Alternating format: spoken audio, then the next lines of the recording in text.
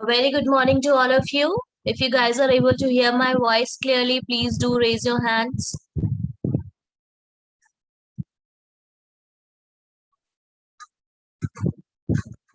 Okay, thank you so much. You may lower down your hands now. Okay, class. So today we all are going to continue our chapter number 1 of your book, Indian Constitution at Work, and the name of your chapter is Constitution Why and How. So in our last class, we have seen that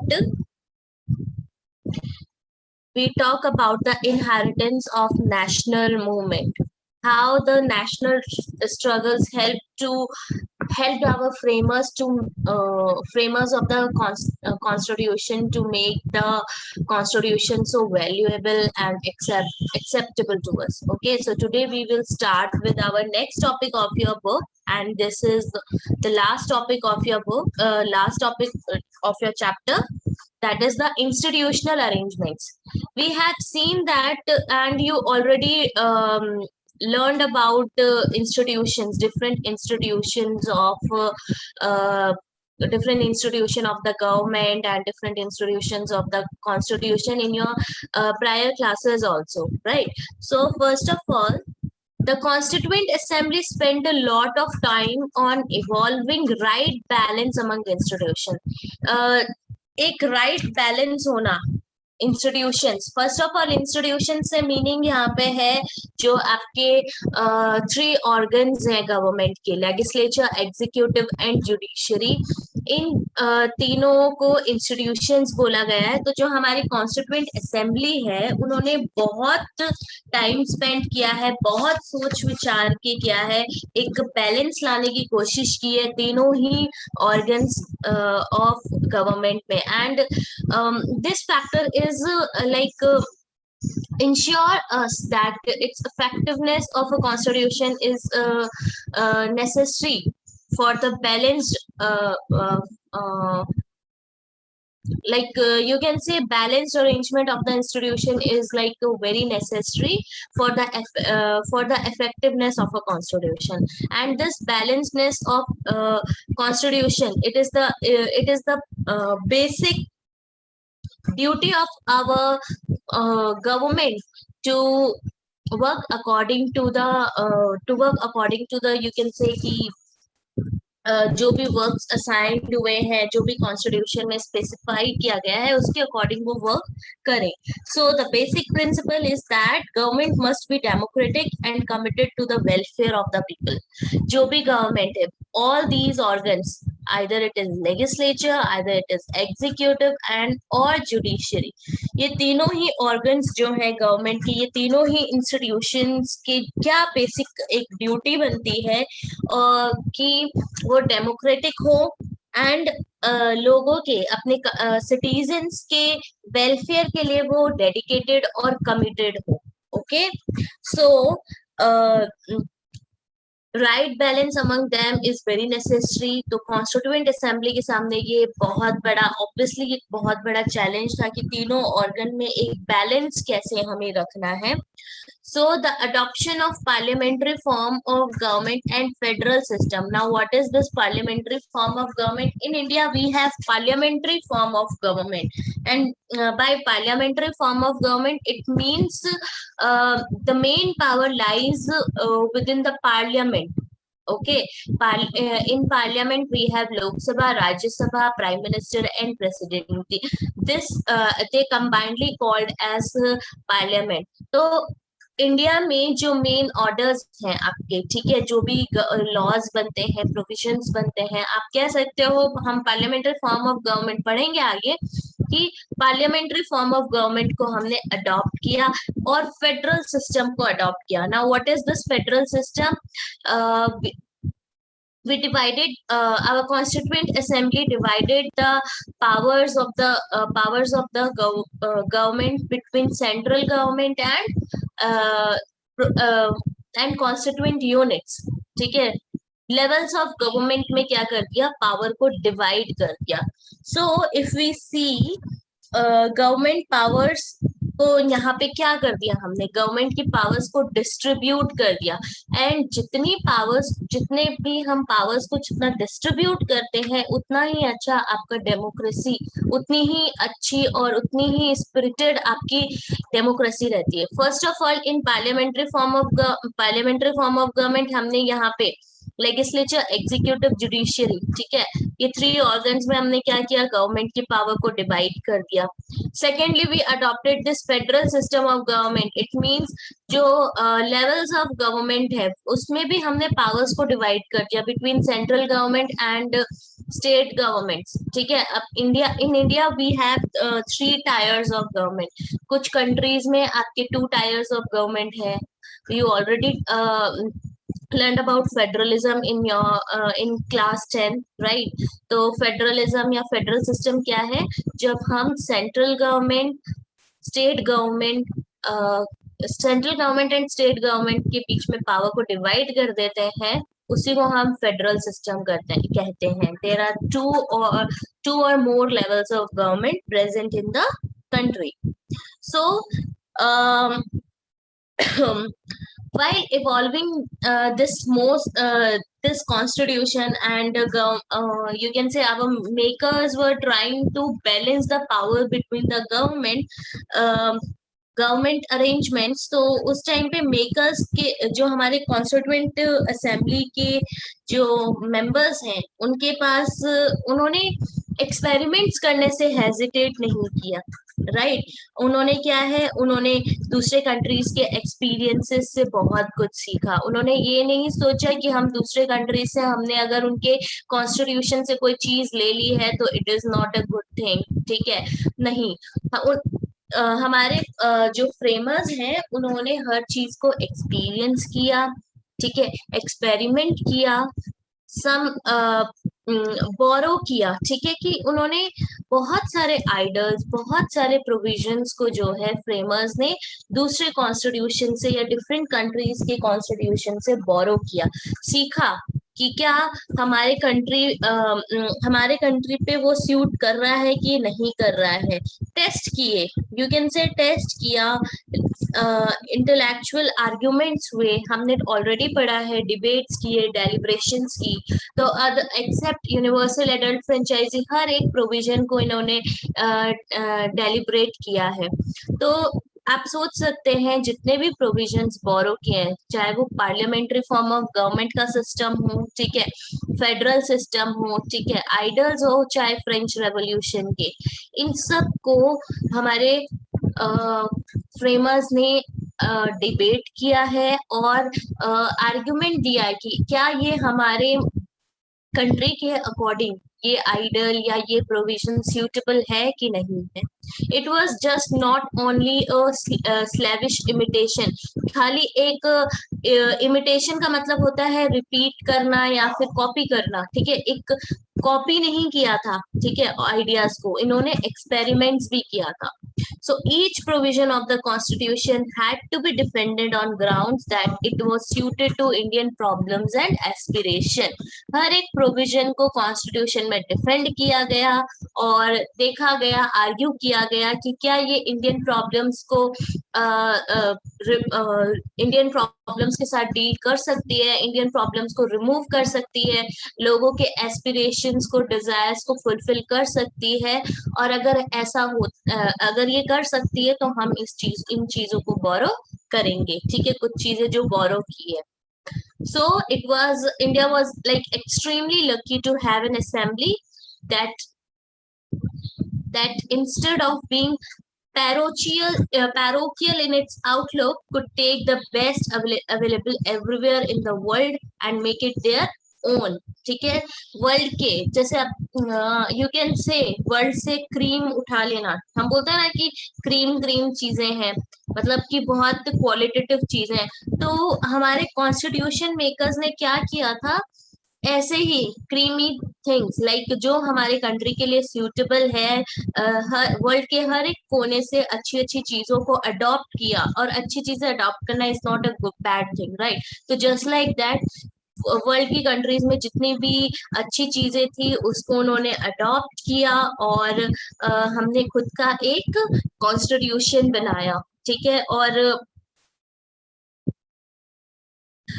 उस time पे हमारे जो constituent assembly के members थे वो narrow minded नहीं थे। यहाँ पे एक टर्म यूज किया गया है, पैरोकियल। पैरोकियल का मतलब क्या है? पैरोकियल मींस हैविंग, और you can say narrow outlook. ठीक है। इंस्टेड ऑफ बीइंग पैरोकियल मतलब नैरो माइंडेड नहीं थे कि हम दूसरे कंट्री से हम बोरो कैसे कर सकते हैं। नो, ऐसी थिंकिंग बिल्कुल भी नहीं थी। जो चीजें बेस्ट अवेलेबल थी हमारे वर्ल्ड के कॉन्स्टिट्यूशंस में, वर्ल्ड के डिफरेंट कंट्रीज के कॉन्स्टिट्यूशन में, उन्होंने वहां से बोरो किया, और इंडियन इंडियन सूटेबिलिटी के अकॉर्डिंग, इंडियन प्रॉब्लम्स के अकॉर्डिंग उसे अडॉप्ट किया। Okay, so now this is a picture, or you can say some statements mentioned in your book. One likes to ask whether there can be anything new in a constitution framed at this hour in the history of the world. The only new things, if there can be any, in a constitution framed so late in the day are the variations made to remove the faults and to accommodate it to the needs of the country. These lines were said by Dr. Bhimrao Ambedkar. ठीक है, ये एक picture भी आप देख रहे हो यहाँ पे. So Dr. Bhimrao Ambedkar presiding over a discussion in the Constituent Assembly. So he is Dr. Bhimrao Ambedkar, और ये लोग सब डिस्कस कर रहे हैं कि कुछ भी कॉन्स्टिट्यूएंट असेंबली में जो कोई ड्राफ्ट बना होगा उस चीज को लेके डिस्कशन कर रहे हैं. तो नाउ डॉक्टर भीमराव अंबेडकर ने यहाँ पे क्या कहा था? वर्ल्ड में जितनी भी कंट्रीज हैं, या फिर वर्ल्ड में इवन हम अपनी कंट्री की बात करें, तो सिटीजन्स या फिर सब यही बोलेंगे कि आपने अपने कॉन्स्टिट्यूशन में क्या नया लेकर आए. तो कॉन्स्टिट्यूशन बनाना या फिर कॉन्स्टिट्यूशन में कुछ हमेशा कुछ नया लेकर आना ही एक कॉन्स्टिट्यूशन का मतलब नहीं होता है. कॉन्स्टिट्यूशन में वेरिएशंस करना, जो आपके कंट्री की डिफॉल्ट्स हैं उनको रिमूव करना, फॉल्ट्स को रिमूव करना, और हेल्प लेना अकॉर्डिंग टू द हमारी कंट्री की क्या नीड्स हैं उसके अकॉर्डिंग हमें क्या करना, चीजों को अडॉप्ट करना. एक छोटा सा एग्जांपल देती हूँ. जैसे कि फॉर एग्जांपल आपका फ्रेंड जो है, एक आपकी फ्रेंड है, वो बहुत अच्छा डांस कर सकती है. ठीक है. And he chose his profession to be a dancer, क्योंकि वो बहुत अच्छा डांस कर रही है. बट आप उसको वहां पे इमिटेट नहीं कर सकते हो. व्हाई? बिकॉज लाइक हो सकता है आप भी अच्छा डांस करते हो, बट आपके डांस स्टाइल्स डिफरेंट हो सकते हैं. राइट? तो आप as a profession just because कि वो कर रही है इसलिए मैं कर रही हूँ, ऐसा नहीं होता है. आपकी सूटेबिलिटी के अकॉर्डिंग आप अपना करियर ऑप्शन चूज करते हो ना. कोई जरूरी नहीं है कि आपका फ्रेंड जो है वो इंजीनियर बन रहा है, या फिर वो कलेक्टर बन रहा है तो आप भी कलेक्टर ही बनोगे, या आप ही इंजीनियर ही बनोगे. या आप, हो सकता है आप बहुत अच्छे आर्टिस्ट हो, आप बहुत अच्छे फोटोग्राफर हो, आप बहुत अच्छे यू कैन से ओरेटर हो. तो you choose your profession according to your like according to your likings. ठीक है. या फिर आपकी जो चीजें पॉजिटिव है, आपने जो चीजें अच्छी हैं, आप उसके अकॉर्डिंग चूज करते हो. ठीक है. तो जस्ट लाइक दैट कि हमारे डॉक्टर भीमराव अंबेडकर ने भी ये कहा था, कुछ नया अपनाना. ऐसा नहीं होता है कि हमें कुछ नया अपनाना ही है. ठीक है.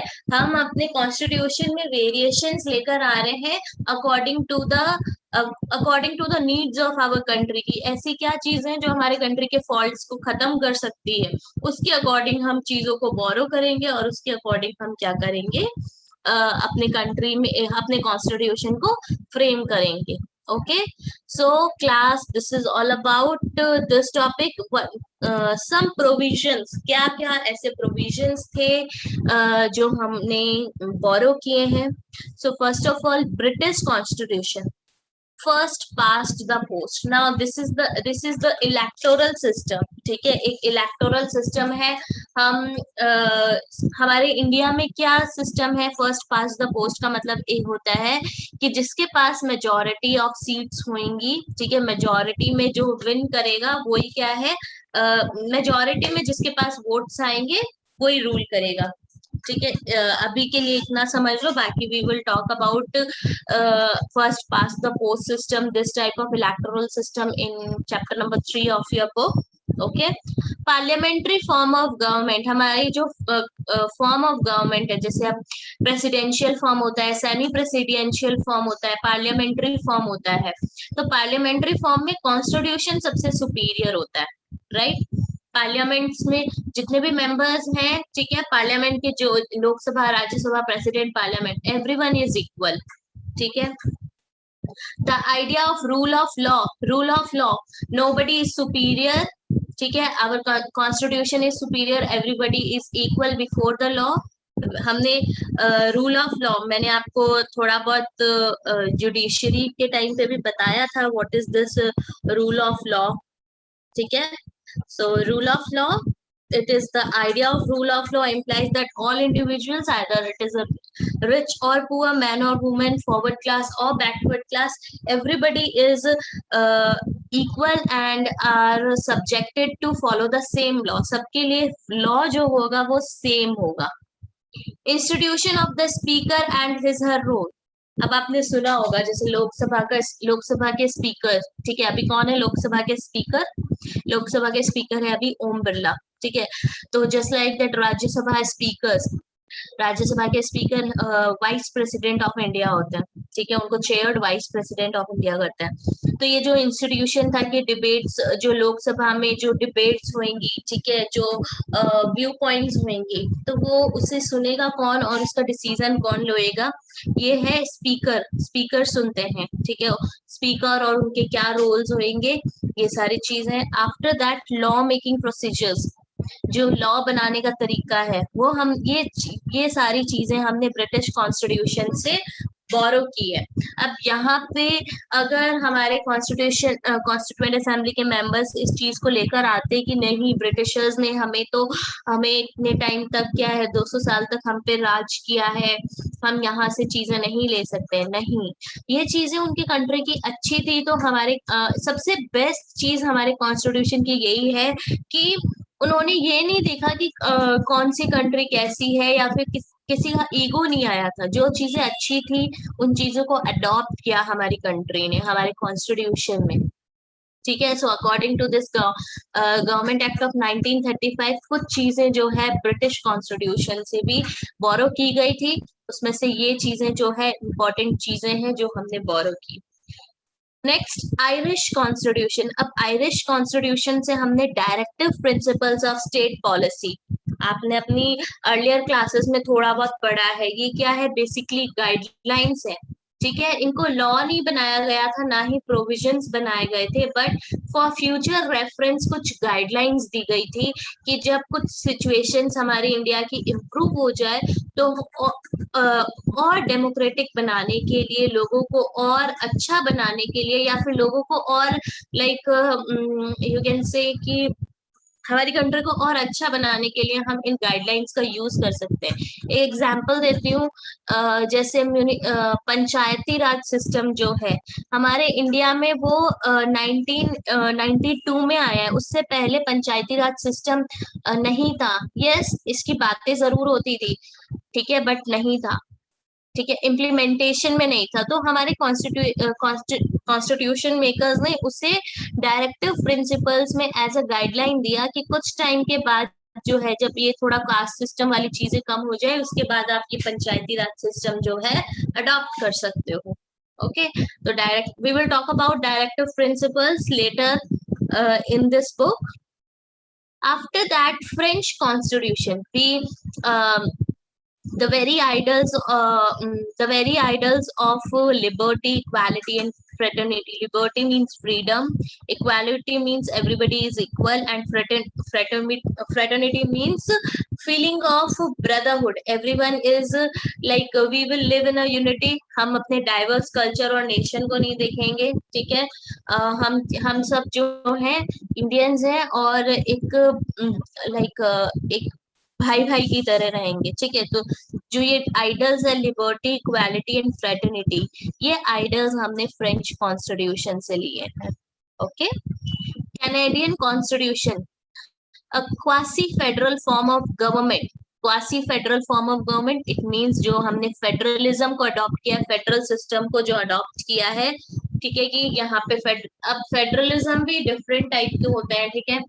आपने coming together, holding together federation पढ़ा होगा। कमिंग टुगेदर में इंडिपेंडेंट स्टेट्स खुद आती हैं और एक बिगर यूनिट बनाती है, और होल्डिंग टुगेदर में एक बिगर कंट्री स्मॉल स्मॉल यूनिट्स के पास जाती है और अपनी थोड़ी पावर दे देती है। यहाँ पे सेंट्रल अथॉरिटी, जो होल्डिंग टुगेदर में सेंट्रल अथॉरिटी जो होती है वो ज्यादा पावरफुल होती है। तो ये जो क्वासी फेडरल, इसको quasi federal form of government बोलते हैं। तो ये जो फेडरल सिस्टम है ये वाला, जहाँ पे सेंट्रल गवर्नमेंट ज्यादा स्ट्रांग होती है, ये वाला सिस्टम हमने कैनेडियन कॉन्स्टिट्यूशन से बोरो किया है। The idea of residual powers, अब लास्ट ईयर आपने रेसिडुअल पावर्स के बारे में पढ़ा था।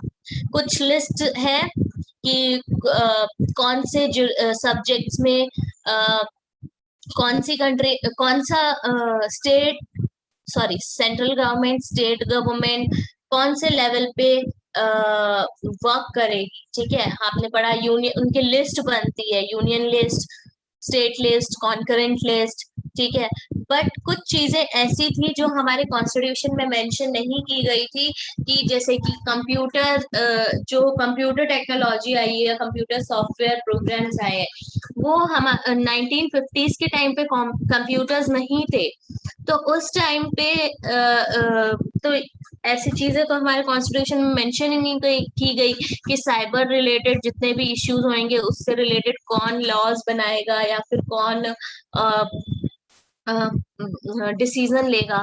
तो ऐसी चीजों के लिए जो है रेसिडुअल पावर्स होते हैं, ठीक है। कि ये रेसिडुअल पावर्स हैं और इनसे रिलेटेड जितने भी लॉज होंगे या डिसीजंस होंगे वो यूनियन गवर्नमेंट लेगी।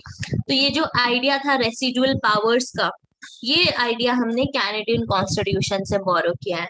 एंड लास्ट और भी बहुत सारी कंट्रीज हैं, ये इंपॉर्टेंट कंट्रीज है जिनसे हमने इंपॉर्टेंट प्रोविजंस बोरो किए हैं। यूनाइटेड स्टेट्स ऑफ अमेरिका से हमने क्या अडॉप्ट किया है, क्या बोरो किया है? Charter of fundamental rights, the fundamental rights which we are enjoying today, these are borrowed from like United States of Constitution, ठीक है। यूनाइटेड स्टेट्स ऑफ अमेरिका से हमने ये फंडामेंटल राइट्स को बोरो किया है। You all know fundamental right to equality, freedom, freedom of religion, etcetera etcetera. तो ये जो चार्टर था, ये जो एक यू कैन से एक आउटलाइन थी फंडामेंटल राइट्स की, वो हमने यूनाइटेड स्टेट्स से ली है।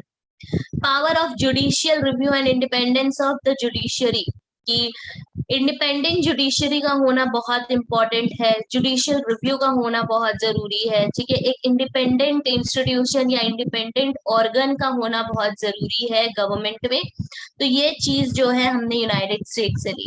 और भी कंट्रीज है, जैसे जापान से भी हमने बहुत कुछ अडॉप्ट किया है, बोरो किया है, ठीक है। ऐसी एक एक दो चीजें हमने और भी दूसरी कंट्रीज से बोरो की है। तो these are like some of the important provisions which we have borrowed from like different countries. So go through it, and this is all about this topic. And if we conclude this chapter, what we have seen, so it is a tribute to the wisdom and foresight of the makers of the Constitution, that they presented to the nation a document that enshrined fundamental values and highest aspirations shared by people. This is one of the reasons why this most intricately crafted document has not only survived but being a living reality, when so many other constitutions have perished with the paper they were first written on. Okay, so हमारे constitution makers को like उन्होंने बहुत dedicatedly काम किया है, ठीक है।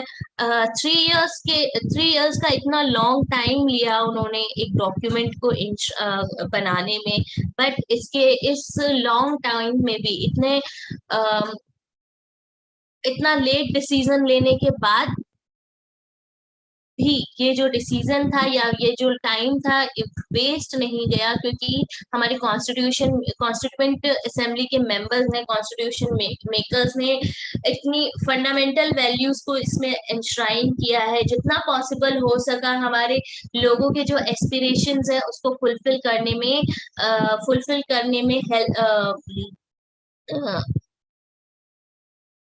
करने का, लाइक यू कैन से कि